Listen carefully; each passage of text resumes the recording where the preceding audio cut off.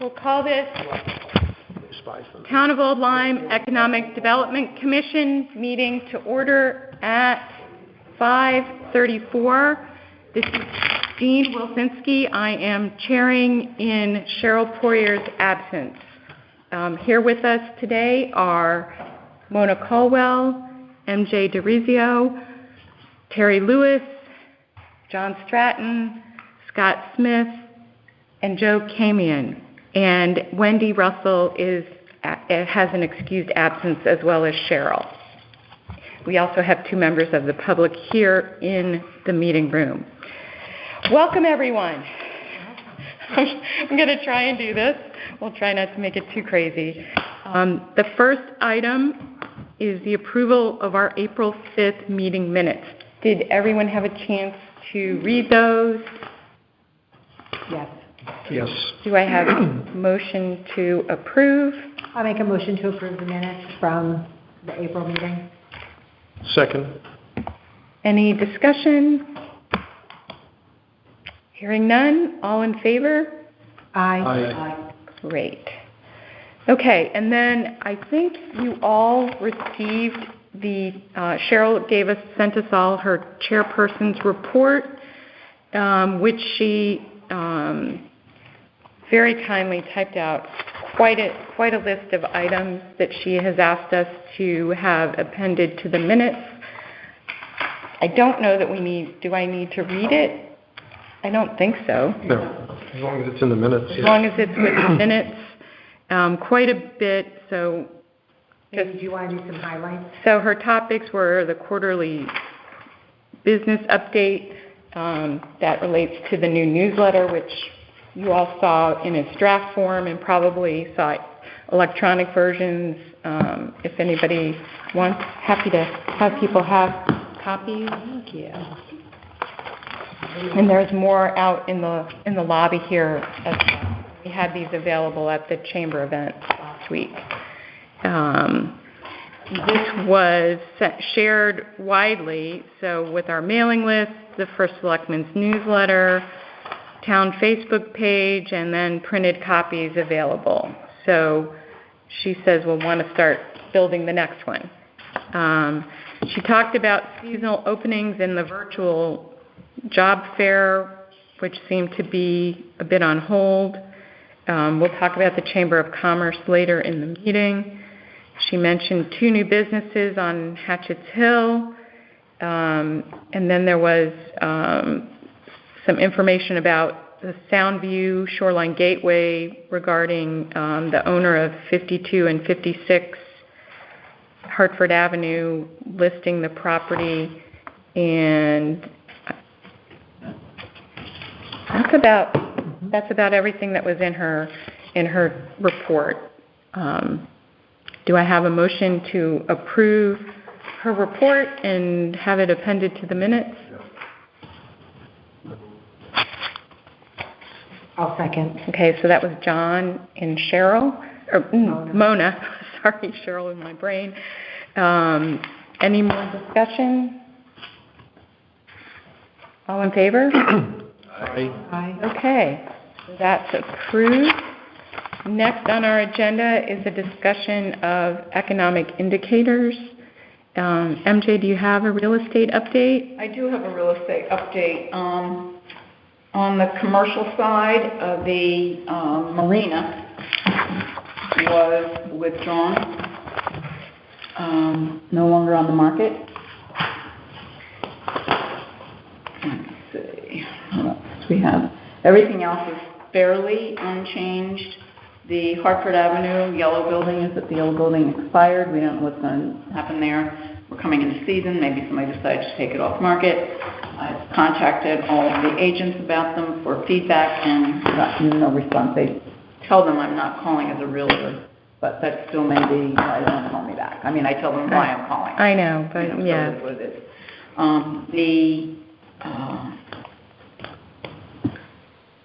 I am trying to find out who purchased the gas station, but I didn't get here before town hall closed today. I have a potential user for the property, so I'm going to see if I can get that to come together. And it would be very acceptable and favorable for us. It'd be a nice introduction to that stretch of land. Great. Regardless of whatever contaminants remain in the soil, it's not an issue for this person. So that's good news. But as you know, these commercial properties take a long time to come around, unlike the residential market, which is still hotter than Hades. So in Old Lyme alone, between the active properties, the closed properties, and everything that's contingent on some condition before sale, there are 43 properties out there, totaling just under $40 million in list value. Only 9 are active, 9 are closed, 24 on deposit, 1's coming next week. The average price is just under $800. The properties that are coming on at higher market values. They're inching up close to $1 million, and they're closing some still at $1 million over ask. No, At Terry. $1 million over ask? No, $1 million are still closing over ask. Okay, yeah. And even the others are too. It's just astounding to me. Wow. Like you never know. You just never know. There's still buyers and no inventory. Right, I think it's the low inventory really makes that. Well, I don't know. There's all that new development over in Lord's Meadow. One went out last week, over $1 million. It was a war. And then there's another one coming on with brokers open tomorrow, $1.35 million. I know that's going to sell. Huh. I've been in them. They're beautiful. It's going to improve our home value. But there are a lot of people that want to come here. I know who some of the purchasers are, and they're in-state people. They're executive level types, and they want the new construction. They want shiny. Their executive positions are in businesses that are not here, I will say, right here in town. Right. So all in all, there's no reason we should be able to attract more business with those kinds of numbers. But I think that now with the chamber, which I'm sure you'll talk about, we can start approaching our efforts differently. MJ, there's a developer who's got 6 or 8 houses on Button Ball. That's right. What the ask is going to be for those? No, I don't. That's what they say now, but we'll see. I know who the person is, and I know that number's going to go up because that's the way they do business. But there's still a lot to be done before they get that underway. And what about the development by Exit 70? That's moving ahead. The stone home is being renovated. I've asked to go up and see it.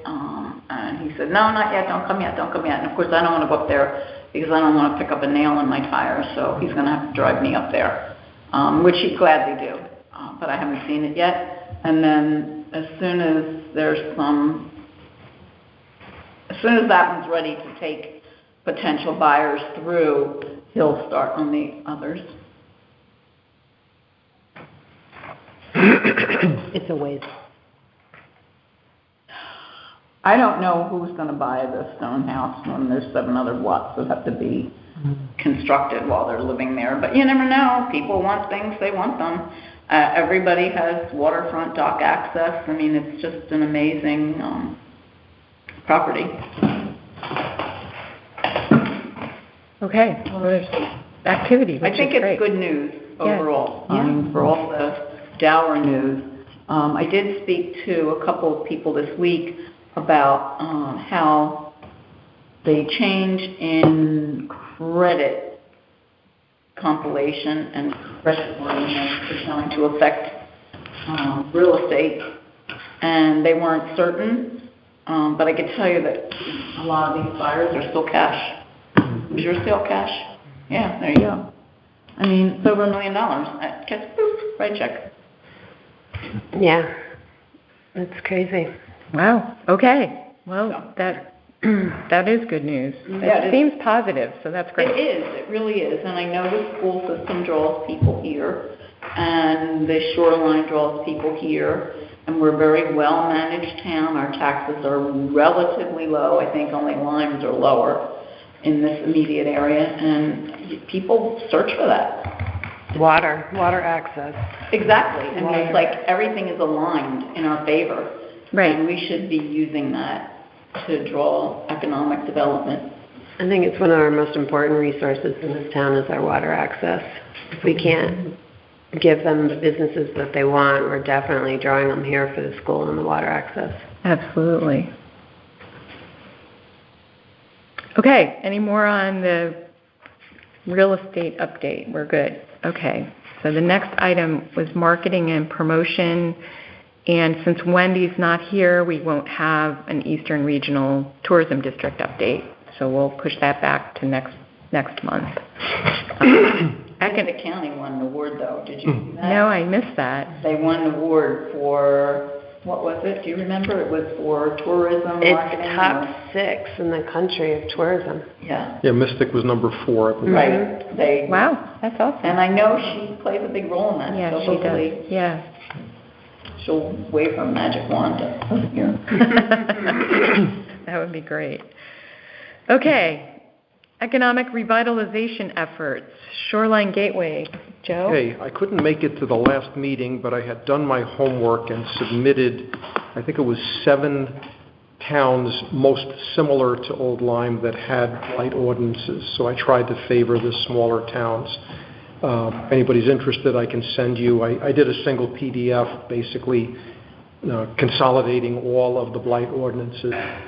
Subsequent to that, I think it was Cheryl found that in 2015 there was a Connecticut Conference of Municipalities report on this, but totally like out of proportion to us. Most of this was cities. This was looking at like nationwide what was happening in the cities.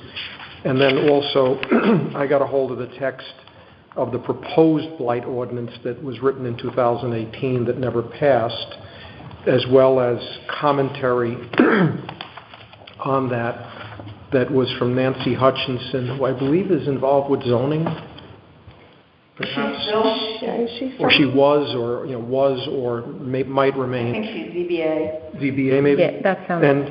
And what it gets into is this is not an easy subject, because it gets into the best of intentions, but not stepping on people's rights and freedoms with their property. What I see is that and also Scott had sent me the one from Bristol. Yeah, we're pretty aggressive in Bristol. A couple of comments. I mean, if you want me to throw them out there, just from what I've seen of this whole process, right?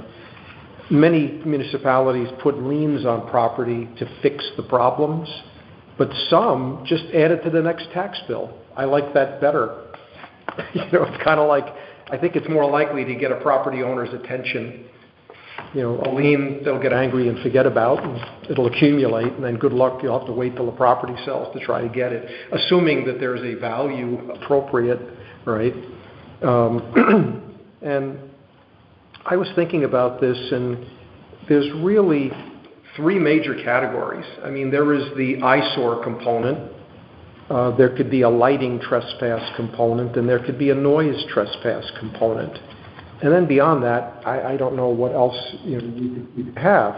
And I was thinking that it would be nice if we could solicit anonymous complaints to establish what matters to our public. That might be because you read any of these attempts at coming up with an ordinance, and it's if you mandate that you can't let the grass grow more than 10 inches high, then somebody's got a farm field, they're in violation. So it gets into, okay, well, what becomes the boundaries that you put? Paint peeling off a building and so on. So I was thinking about, let's prioritize by what people are offended by. And then also some of the comments that I've seen, as far as what happened when this was shot down, was that that many of our properties are pretty far apart, and if somebody wants to park their lawnmower in front of their property, but it's not a nuisance by eye, and then the position is, well, the majority of properties are the larger properties. I don't think so. I think if you look at the beach communities, they're probably more numerous property owners between the beach area as well as Rogers Lake. I'll bet you there's more population owners, property owners in this town that are on the smaller end rather than the larger end. So anyway, a challenging pursuit. I am going to keep working on it as part of the Gateway effort. What building was just knocked down at Soundview? I didn't go down there to look. Something near the El Morocco. Yeah. John always knows these.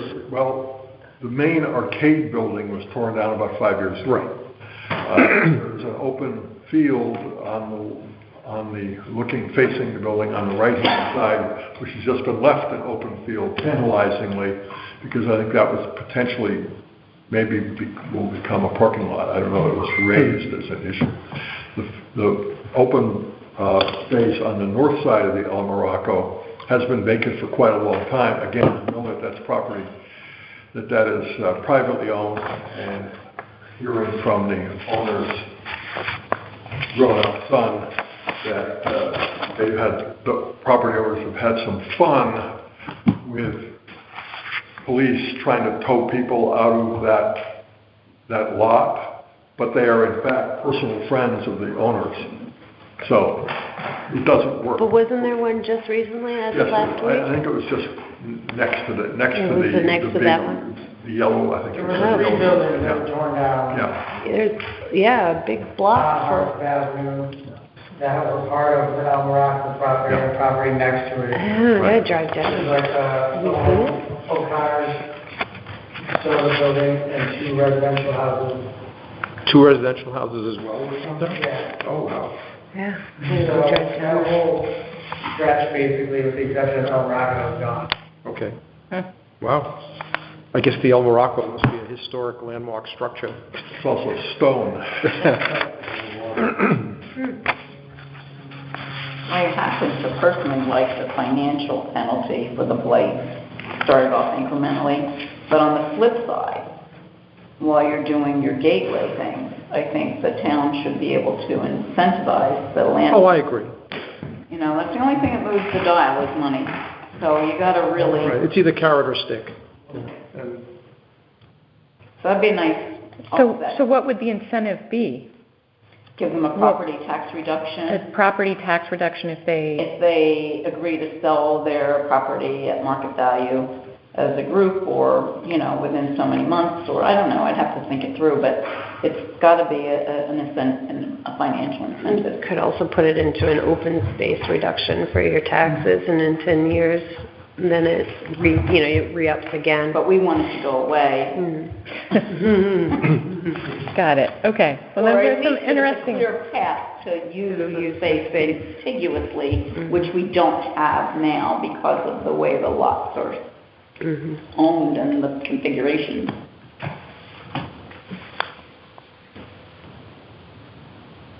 Joe, is that at all being considered by the group that you know of? At this point, there's just general discussion going on. Early on. And I made the effort to find, because even though this Connecticut Council of Municipalities actually had just about every blight ordinance in the state in here, it was also 2015, which you think about it, it was like 8 years ago. So mine is a more immediate, this is what's statutory right now for the 7 towns that I looked at. So I'm going to try and distill it down and come up with a minimum word ordinance with enforceability. I mean, that's the only way it's going to go anywhere. So that's where it's at. How did this start for us? I can't remember. Talking about the blight or the short? Blight. For economic development, so I'm trying to connect the dots in my pea brain about how we got to blight. It was raised as a shoreline gateway concern. Okay. And then obviously So obviously, we're The interested. gas station. right, Okay. and it's an impediment to Right. commercial activity Yep. perhaps. All right. You don't want to be next door to it. Right. Okay, great. And those homeowners, I don't think, the Little House homeowners, I don't think they want a lot of commercial traffic either. So there's Right. it's a two-way street. We've got multiple fronts to consider. Yeah. Joe, was there some activity taking place at Cherry Stones? That one, I thought that it was taken off market, I thought, MJ? It was taken off market, and the problem is, from what I understand, that the building needs to be torn down. But Once you tear down the building, any then grandfather, all the new zoning and any other regulations now have to be adhered to. And there are complications with the property itself in terms of the lot lines. I believe some of the property belonging to that lot is used by the golf course. So there's always a sticky wicket. This one just happens to have several. So who knows is the answer. I mean, obviously, and Terry can attest to this, if the price was right, someone would come in and tear it down and build something. But that's apparently not in the cards at the moment. And I have no idea who the parties are. Like, I have no first-hand knowledge of it, just what I know. Did the other restaurant sell? Nope, the other restaurant took a price reduction a couple months ago of $100,000 or so. But that too, we've talked about in the past. There's a lot of issues there. The Black Hall or whatever, It was the kitchen. Black Hall Kitchen. Whatever. the silo. Silo, yes. The long-term people would remember that Yeah. silo. Notice how I didn't So, identify you. actually, when I first moved here, it was the Bluebonnet. Oh, well, there you And go. then they built the silo, John, when we first moved here, the Limelight existed too. right? Oh. Cup of coffee. And I'm sure you saw on the People of Old Lyme that the Hallmark ice cream. Yes. stand. Yes, that might have been in Cheryl's report. It was It online was on a separate Facebook. email that she sent. Yeah, Because okay. she got it after her chairman Right. report. Right. That, So that would be 23 years old. Oh, so she's what? she's 5 years older than the owner of the So chocolate that would shell. be a nice so- reopening ribbon cutting. Yeah, Definitely. It is nice to see She's a some young teacher. younger She lives in owners. Old Lyme, grew up in Old Lyme, graduated here, went to school. Now she's a teacher at HK and wants this as her summer, fall. You know, let's just keep it real. Teachers don't get paid enough, and so she needs to supplement. And she's been working there since she was in high school. That's awesome. Well, that's what happened with this chocolate shell. I mean, Yeah. she's young. Yeah, I think she's like 28, maybe. So it's all the indicators are really good. Mm-hmm. But to your point about the succession, the Hallmark has been the source of summer jobs for many kids, high school kids, for a long time. I mean, it's a little economic engine of its own. Right. Okay, any more on the shoreline? Okay, so now we're on to new or additional business, and I will just give an update. The first item there is Chamber of Commerce.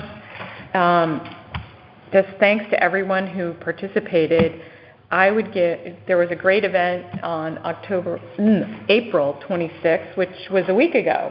No, Seems like it was a long time ago, but it was a great event, and I give a special thanks to Lori Walker, who really spearheaded the event and pushed us all to make it happen. And she was instrumental in getting Sotheby's and Essex Savings Bank to open up, and I thought that was a wonderful venue.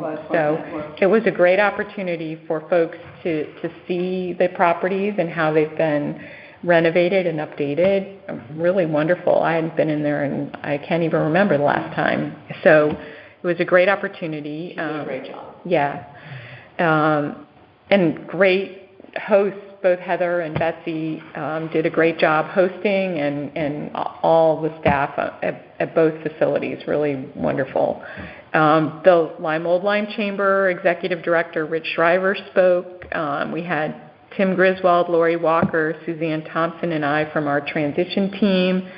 The Old Saybrook Chamber had their Executive Director Judy Sullivan and their marketing director, both of them spoke, and they had about a half dozen of their board members came and talked to business owners and people who were there, and just really, everyone was wonderful. We had the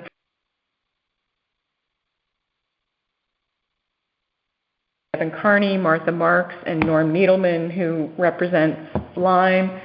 as a senator, all spoke, and they spent time also talking with business folks. Yep. So I think it was a great opportunity for people to just interact. And I think one other great thing, we had probably 50 or 60 people there, at least.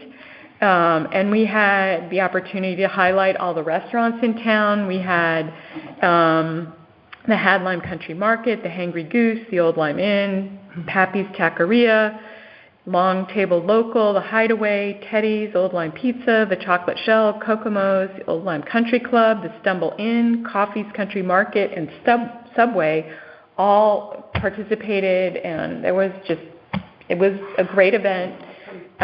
It was a great opportunity to really showcase, what we have and what's available in Old Saybrook with their expanded efforts at their chamber. So far, I asked Judy this morning, and she said that so far she had 8 people, companies join since the meeting, which is, more than one a day. So overall, I think it was a great opportunity. And as Cheryl noted, last meeting we voted to, as an EDC, join the Old Saybrook Chamber, and that is moving forward. So more to come. Any questions about that? Any other new business we should talk about? I would like to, if this is indeed a vacuum, I want to just point out, getting back to the railroad, you might recall that I did a report of railroad activity a few months ago. But since that few months, we've had our U.S. Senator Murphy talk about dislocation necessary for high-speed rail. And that was about a month ago. And then our own Governor Lamont, at the opening of a different project, said that yes, the high-speed rail is vital to Connecticut. Now those are projects that 3 months ago were, in terms of news, dead. They were not dead, as I pointed out here at this meeting, not dead in terms of what's going on behind the scenes, but they were dead publicly, and now they are no longer dead publicly. And I must bring up Senator Blumenthal's assertion that they would have to tie him to the rails Yes. of Amtrak before he would allow a new bridge to be run across the Connecticut River and through our town and through wherever other places in Connecticut it would touch. So these were very dramatic meetings, filled up the high school auditorium. And apparently they are still very much alive. If our junior senator from the state is putting his reputation on the line. I would like one of them, or any of them, to define the economic benefit to us. If it's a high-speed rail, it's going to start over there, it might make a pit stop and then go up there. What does that do for any of the individual towns? It might put money in the state coffers, but what does it do for every shoreline town that it's going to hit? The only thing I can think of is, we are midway between New York and Boston, basically. If there's going to be a midway stop of some kind, that's about the only positive impact that could come from it, I think. Well, we don't have a station here. No, but even if it's nearby. Well, the station was not going to be the high-speed rail was not going to stop in Saybrook. It was going to go northward and not stop at New London. Right, it doesn't now. Oh, it'll be great for our economic development. It doesn't stop in New London. No, the Acela doesn't. So that's the question. Since we are at sort of the midway point, could there be a stop somewhere? I don't know. That would be an economic interest as far as I'm concerned, because it couples us. Because in the latter years of operating my engineering practice, I was doing a disproportionate amount of work in New York and Boston, riding on the snail train, which was beat the heck out of driving, mind you, but you're talking 2 3/4 hour ride, not counting getting from the station to home and getting from the other station to your place that you're calling on. The flip side of that is, though, where do you put a station? Correct. Then that's when I think the natives... Yes, the battle. Yes, yes, yes. If there's only one, it's going to be pretty dramatic. It's valid because the last line that was drawn, regardless of how arbitrary it was, went right through the historic. Correct. So I'm not even sure that we would need that if we had a connector. So I don't know, I think we have to think The big question is, there's no economic benefit. if this is going to benefit Connecticut, if it's a home run from New York to Boston, I don't see a whole lot of reason to be championing this. So the question is, will there be a midway point station, or, is New Haven going to be potentially a station? I don't know. Well, that's the last designated place. Was it on the original plan? Right. And then the big dotted line oval was from New Haven to more or less Rhode Island. Right. And that was to be determined by a committee or commission to be set up by our communities and the governor, whoever. It never was set up to my knowledge. And at least I have no information about names of people representing XYZ communities. And Saybrook and New London are the only train stops east of New Haven. The only. And Saybrook will lose out. At least New London has commerce. They've got a high concentration of employees. How that would help them, I have no clue. I think it's important to keep separate in our mind the expansion of commuter rail, which is very much in the works. It's going to happen. They changed its name. There are CT rail and odds and ends, but it's still the streamlining of the existing trackways. This is a different Whole new track run. Have you been on one of the new electric cars? They're practically silent, like a Tesla passing you. The Bud cars were an early example of electric rail. Those were pulled by Clydesdale, John. They're trying to protect you. I know. And I got the word compact when I got aboard. but it was experimented with before. Right. But I was showing a project that literally abuts the train, and people were always concerned about it. And I said, well, if you stand here long enough, something will go by. And sure enough, Connecticut, a commuter rail went by. I'm like, I said, something wrong with my ears? It was an electric car. It was obvious when I caught it.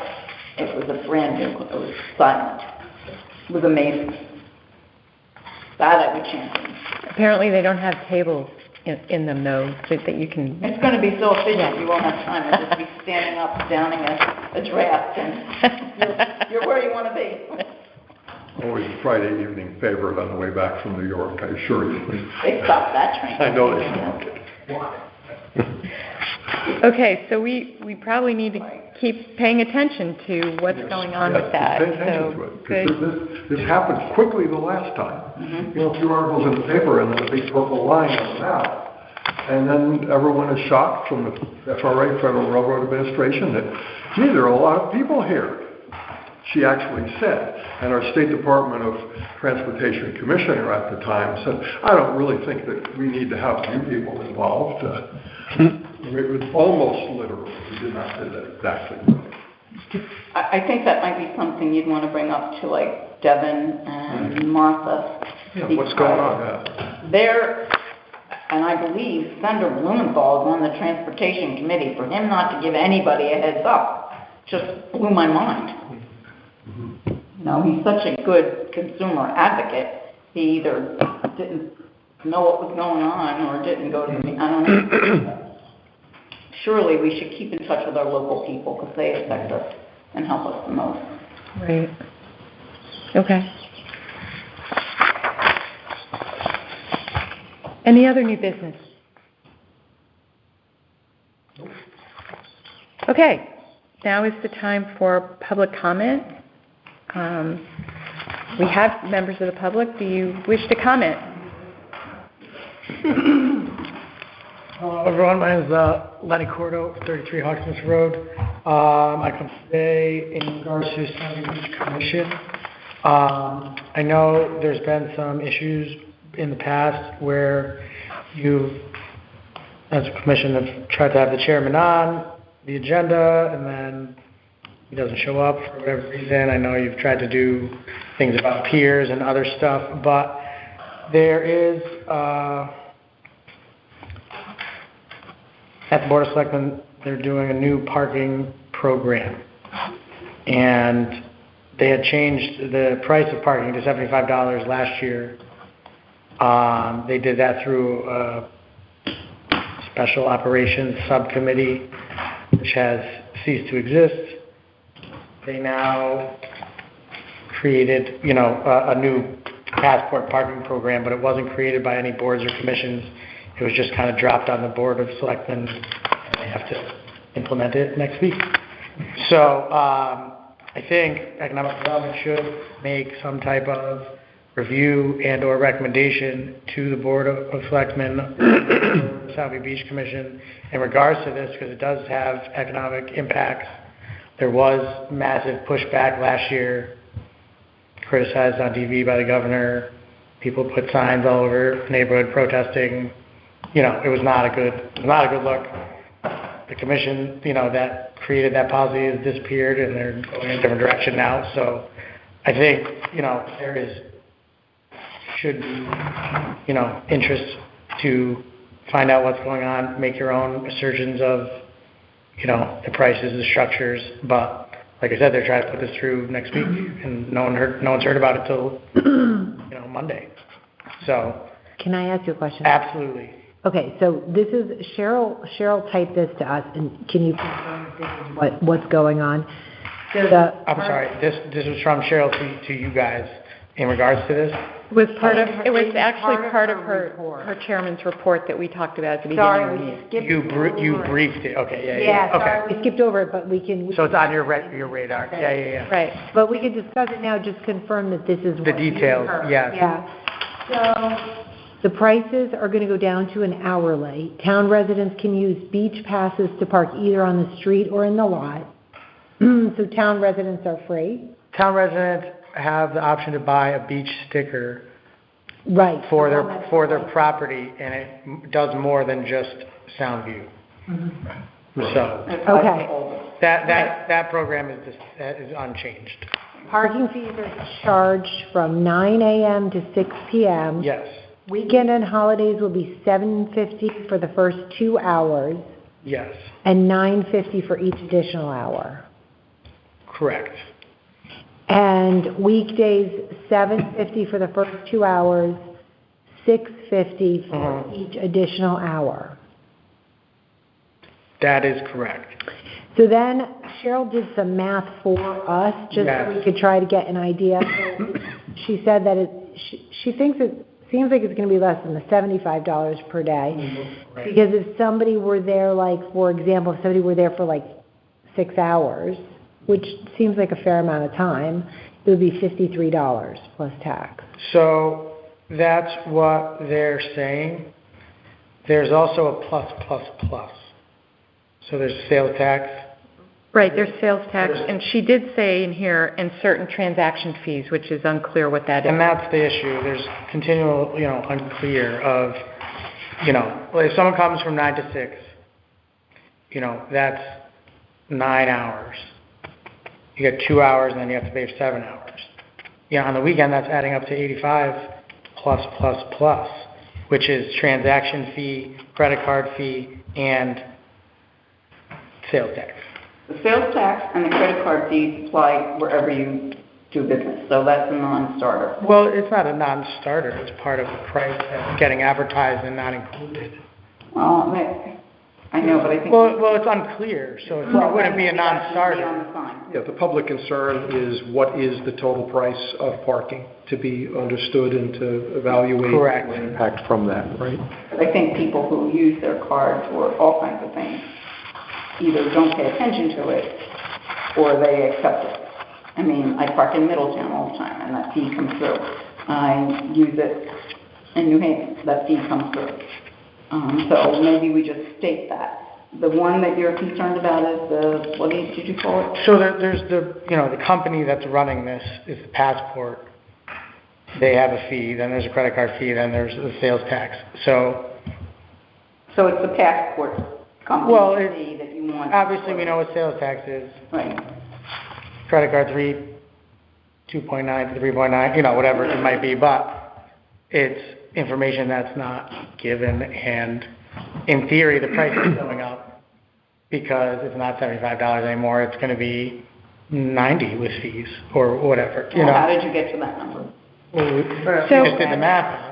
Okay. So when Cheryl did hers, she said 6-hour max in parentheses charge. So I don't, is there a maximum number of hours the that they issue. charge for? That's what. That's an arbitrary number that someone made up, there's no 6-hour max. But it could be 9 hours from 9 in the morning to 6 at night. No, I understand. I'm just saying Right, so their we don't have that information. Their examples now. are,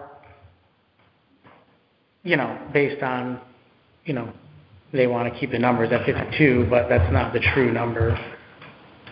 So, until we understand all the, Well, that's part of the issue. Part. They're going to implement this all without anyone knowing. until we understand all the parts, I don't see how we can, So Well- we can certainly research and look into it for our next meeting. Because they're going to do this without the input, without the voting, without anyone actually knowing the real details, except, you know, a couple of people throwing some numbers out, but they're not a full set of numbers or a true example. when do those fees typically go into place?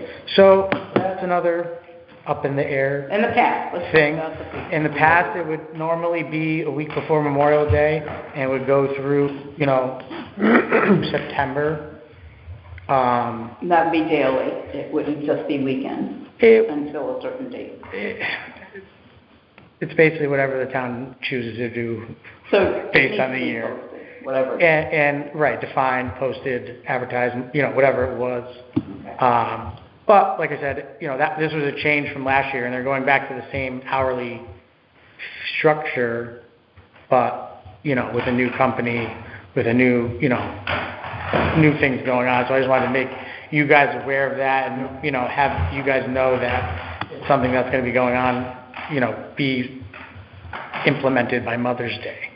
Lenny, So- do you know who we used last year and the year before? So, by use, you mean for the parking? Parking fees? Yeah, so they hired, you know, part of the streetscape in Hartford Avenue, part of that project was the kiosks. They've had the same kiosk company since 2012, or, you know, whatever it's been. Part of the issue is that company does not provide any of the data that they're supposed to, or the town won't provide that. And once that information was, you know, pressed to get, all of a sudden the kiosk kind of disappeared. And now there's this new company that no one's ever heard of starting next week.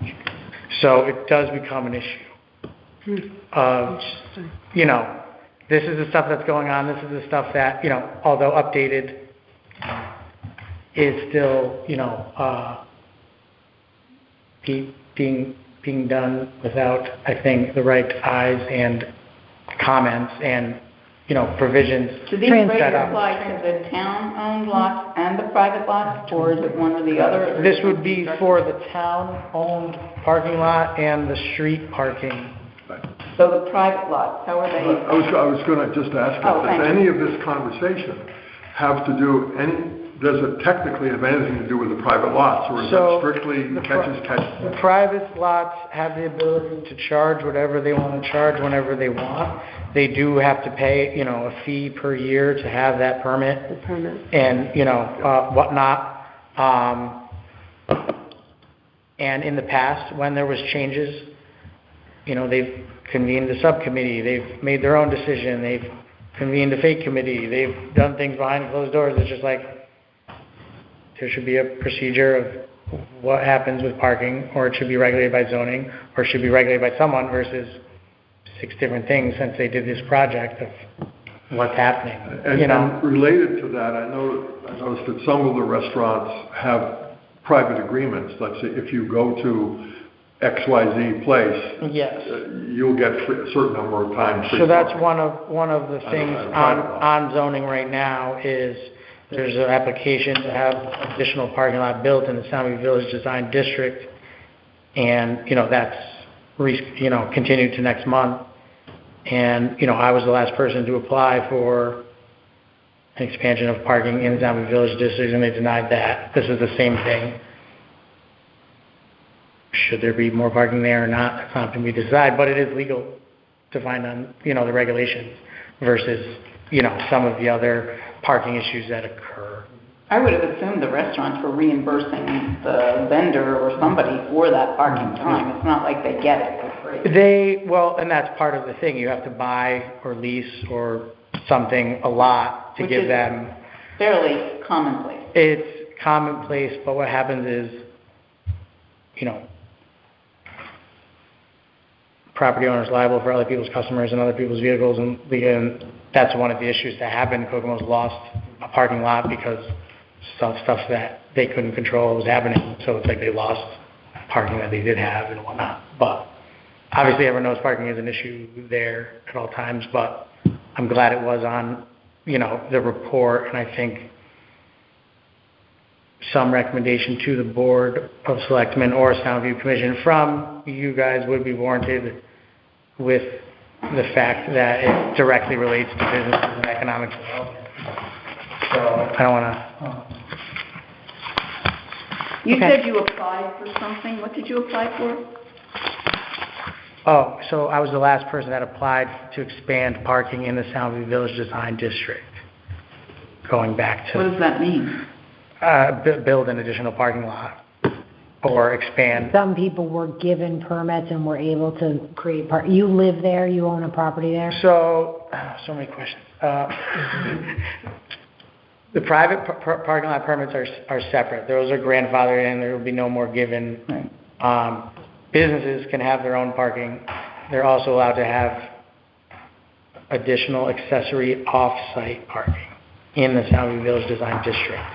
So. And you that's have to what apply for that. I had applied for a property that I was leasing to expand. It's a different avenue of proposal, but it was the same thing, trying to take a property that has parking on it and make there be more parking So if there. I were very entrepreneurial, for example, I could approach the people that own the Cherry Sons property and say, I'd like to lease your property for the summer. Yes. If the town permitted it. Right, so I just talked to Teddy And about that recently. I would like to have some car jockeys, Yep. and you pull up to me, you give me your money, and I park your car and give you a ticket. So and when any you're ready, commercial by yourself. property, not just in the Soundview Village Design District, but anywhere in town, that has parking zoned on their property, has the ability to charge for that parking, just like if you were downtown New Haven and you had a parking lot, or you had any way, as long as you had, like the Pavilion in Kokomo's, they have parking attached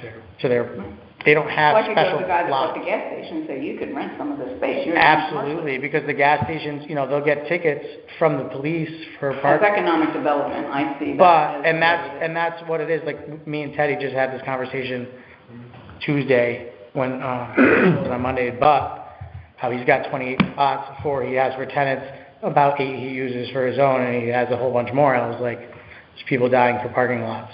And whether you charge, like what you said, charge a day with a jockey or lease it out, Where is his parking? Behind It's it. all spread out. it's but around his property. There are so many vacancies at the landing, there are properties for rent over there.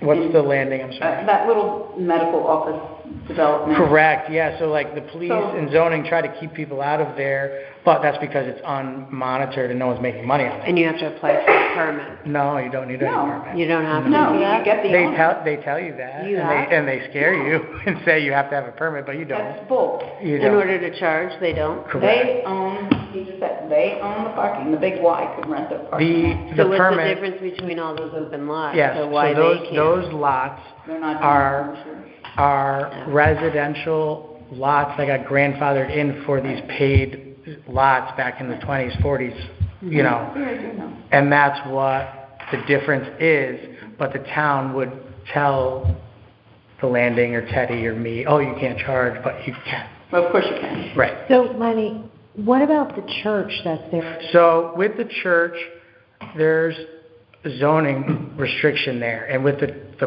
property across the street from the church, there was a deed restriction there that you couldn't have. So some properties are not, because it would have a specific deed restriction that said no beach parking, which they did a lot, for different things. But the majority of commercial property, it would be available to park cars in a number of different formats, if you will. And you know that the church has a deed restriction? The church doesn't across the street, it does. Well, the Sound View Beach Commissioner tried to arrange for Kokomo's to rent across the street from the church. They did rent at the church for a while until they got stopped, and to rent spaces in the lot. But that didn't answer. But those are all Stop. legal. Those are zoning. Okay. I don't want to say zoning stopped it, but it was brought up to, why is this not allowed? And across the street from the church is a deed restriction. There's something with the church itself where they can't, I don't know if it has to do with, They have to look into their own thing. every property has their own little things, but those two properties specifically, you can't use. Well, now For they beach actually, parking. across the street from the church, they actually have signs that nobody's allowed to park there at all, and no public cars can go through that little drive supposedly. That's new. Where they have the bus stop that doesn't pick up anybody. So where does the money go from the town So, take? Do they the- just put that in their general the fund money- and then they return it to the The money. They return it to the beaches every year, the beaches get a stipend from the town. So, yes, the money from the parking lot goes into the general fund. Right? And then every beach association, but not just beach association, Rogers Lake, other people, Yep, they all all those get parties, their yep. 10 grand, Miami Beach gets 20. But that lot could make more money in the preseason and the postseason by being open. You do have to consider the private lots where you don't want to be taking all their business or not, but at $75 a car, if you're open a weekend before Memorial Day, it's I'm just trying to think. $7 of the grand, revenue share 15 would be grand, between the entrepreneur and the town to And make it viable. that's one of the biggest issues, I think, is the lack of, no one's working with any property owners to expand parking in town. It's the opposite. But the legalities of zoning and what you can do is something that can be explored or entrepreneurially, figured out legally where it upsets the least amount of people. You're never I did gonna. notice last year, Lenny, I thought that the people that owned their own lots that were running them as a business, I felt like their rates were very fair. They didn't jack them up like the town did. I think they And were that charging was- 15 or 20. And that's the thing, during the week, they're charging $15, $20, $25 because Yeah. why would you pay $75 if you can go to Rocky Neck for free or pay $15 to park in this little lot down the street, But then they raised their rates on the weekends. Yeah, I mean, Okay. Yeah, supply and demand, but, you go to Gillette Stadium for an AFC Championship game, you're not paying $75 plus Well, if your lot's for close to the parking. beach, it's more expensive than it is far away. That's where it Absolutely. is everywhere. Absolutely, the house in the front costs more than the house in the back. It's the same concept. But, any other questions? Yes. Thank you for bringing this up Yeah, to our very attention. good. Sorry. Good information. No, I apologize. Thank you. Is there any member of the public on the phone that would like to make a comment? Oh, yeah, Oh, I'm sorry. I don't even know if there is anyone else on the phone. big person. My name is Carolyn Miranda, and I'm at 2 Biscayne Boulevard, Miami Beach. And the parking issue was very interesting. Where was that at? First selectmen's meeting, I think we heard that. Yes, they did bring it up at the selectmen's meeting this week. Thank you. All right, thanks.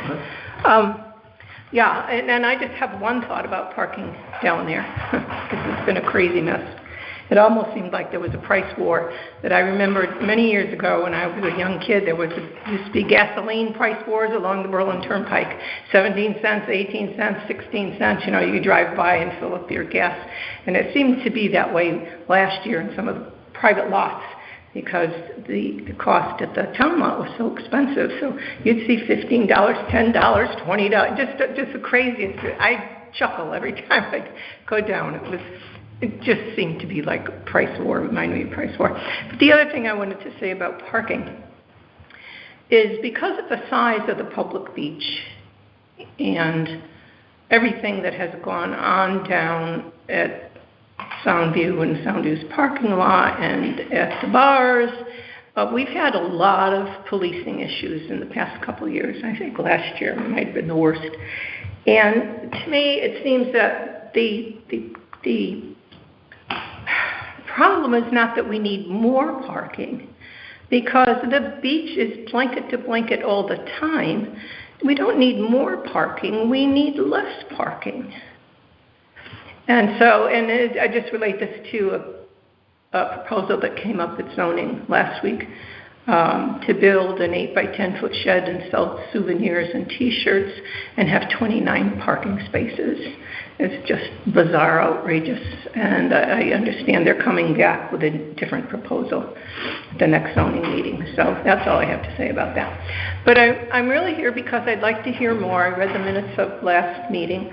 Joe, you had reported from Gateway Commission that you were on, that about approaching zoning, the zoning board, about a moratorium on 250 Shore Road until et cetera, et cetera.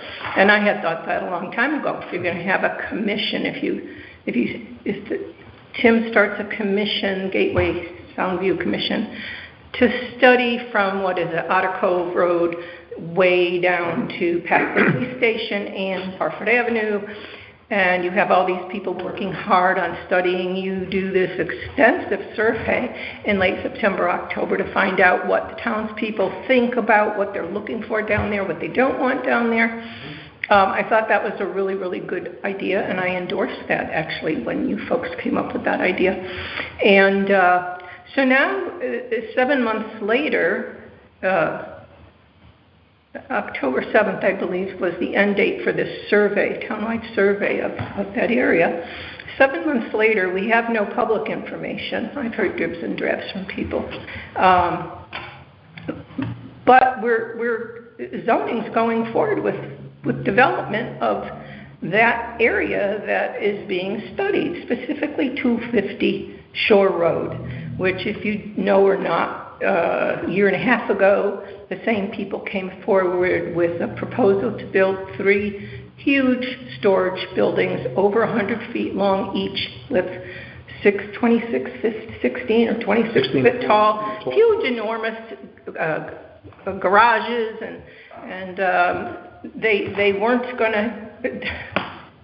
It was just crazy. Bathrooms in every single unit, and it made us down there pretty crazy, because we've worked really hard, we residential beach people, to keep up our properties, maintain our properties, and we're very proud of what we have, and we have enough riffraff down there already, and we don't need more. We have a lot of blight and a lot of riffraff, a lot of traffic. There's just barrels down that road at 50 miles an hour in a 30-mile zone.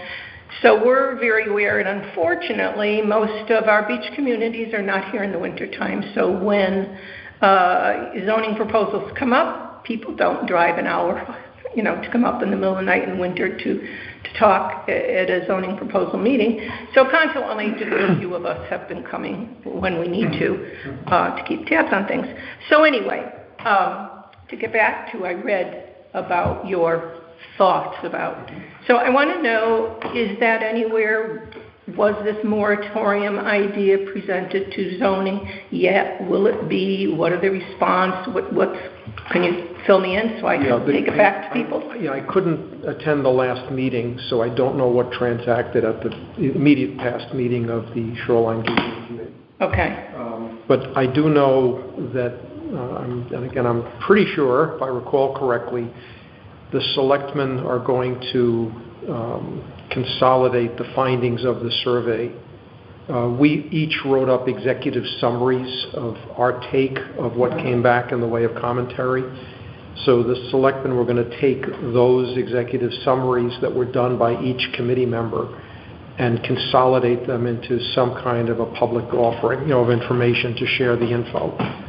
With zoning specifically? With the public. To make it public knowledge, and obviously for zoning to equally well be able to see what the input was. As far as the moratorium, as far as I can see, it looked like it was popularly supported by the committee members, but I guess the authority may not... By which committee members? Shoreline Gateway Committee.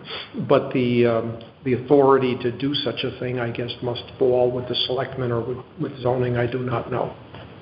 That is still, to be determined. But I'm supportive of it. I can tell you that. Because until this shakes out, I don't disagree that do we want, all commercial storage buildings that are highly visible. Well, especially 4 in a row within a quarter mile. Yeah. No, That's outrageous. Yeah. Okay, okay. I've contacted Martha Shoemaker, but I haven't... Yeah, Martha's chairing the committee. Yeah, I haven't heard back that if that's information. I'm interested, was it imparted to zoning? Do they know? Because of the zoning meeting, I think 2 meetings ago, when this proposal came back, a year and a half later, it was denied the first time because we had a lot of opposition and a petition with 176 names on it from our community that were in opposition to it, and they listened to us and they denied it. But this time it's the exact same proposal minus a bathroom in every unit. And it's going to cause the same noise and environment and property value issues and all that kind of stuff. So it came back 2 months ago. And we're really just very concerned and can't see that economic development. I mean, we understand we need more tax money and we need to develop the town. But I'm always concerned that not at the expense of the residents in the town and our quality of life. So anyway, just looking. I would say that your only hope, just from my knowledge of watching all these commissions operate, is to postpone it again, because if the zoning regulations permit it, then they have to uphold it or we go to court, and then it costs the town even more money. yeah. We have had that experience in the past, unfortunately, where you've got a deep-pocketed petitioner and we lose. So I would strongly recommend, as a private citizen, not so much as a member of this commission, to just get your people together again and ask them to continue to postpone it. Well, here's the sad thing about this, that when it was proposed 2 months ago, it was slam bam, thank you ma'am, less than an hour of any proposal. It was a shoddy proposal. You didn't get all the information you needed, but many of us knew from the last time nothing was different except bathrooms. But they closed the public hearing real quickly, so we don't have any. They had all those other We items on there. don't have any more say, and we also know that they're waiting for a fire marshal permit, but all of a sudden they're not asking the State Traffic Commission nor DEEP to weigh in on it like they did a year and a half ago and had too many issues for these property owners to overcome. So anyway. If it helps, Carolyn, Yes. on the agenda for the most recent meeting that I couldn't get to, was an update on 250 Shore Road and an update on the moratorium request. Okay, I'll have to read that. I'm just saying that the minutes haven't been published yet. Oh, can you give me any of the minutes or no? I don't have access to them. Okay. But Or essence of it? No, you said you missed that There- meeting? I missed the meeting, so. Okay. They've been published, they're online. Yeah. Well, yeah, I know. I'm looking all the time. Yeah, they haven't been published probably because... Next meeting, you're inviting business owners and property owners. Do you know when that meeting is? It's on the website. Yeah. Okay, I'll look it Coming up. up. All business owners. I know that was on the minutes and agenda the last couple of months, and I think that's coming up this week. Okay, well, so what is... If I could just raise a general point. Back when Gary Smith built the South Shore Landing, I think that was the first one of the storage companies, so to speak. And that was way back by the railroad tracks. And there's another one that's way back by the railroad tracks. And I think there's a third one that's way back. That's fair and square. It didn't have any visual effect on the community. I'm not negating what your neighbors say, but I mean, it's there somewhere back there. These are much more intrusive than what you're talking about. Absolutely. I mean, these are more, and I'm going to use the word technically, more industrial in scale. And if this area was zoned for industry, well, it might be a different story. pro or con. I'm not urging that. I'm discussing it. But that's not what's being offered. Those buildings are not in the industrial park. They're in what is essentially residential and long-standing Mixed-use commercial. Mixed-use, commercial, residential. Yes. So I think it requires and will withstand public attention. You're not trying to tear down a factory here or put up a brand new one. This is a different use. It's not a direct extension of what has gone on there before. That's my, meaning the self-storage units. Are they separate owners? Is it a new owner that wants to put this up, or is They it? bought the property last year from a widow for $225,000. What a steal. It's almost 4 acres of land. Part of it is residential, and part of it is commercial. Yeah. All right, well, thank you for your thoughts. We're trying, but too bad you can't beat me on zoning. We need words on zoning. Zoning has turned down my comments before too, but it's a different issue. Yeah, but your great comments. Thank you for listening. Thank you for Thank you for commenting, letting us. for your interest in keeping the community in good order. Yeah. Yeah, well, I've got to keep my community down at the beach in order to keep them informed. Thanks.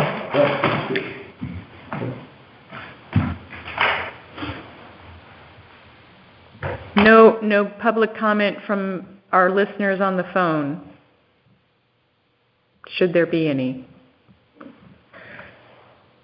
Okay, that's the end of our agenda. Do I have a motion to adjourn? So moved. I'll second. All in favor? Aye. All right, well, thank you all. So this is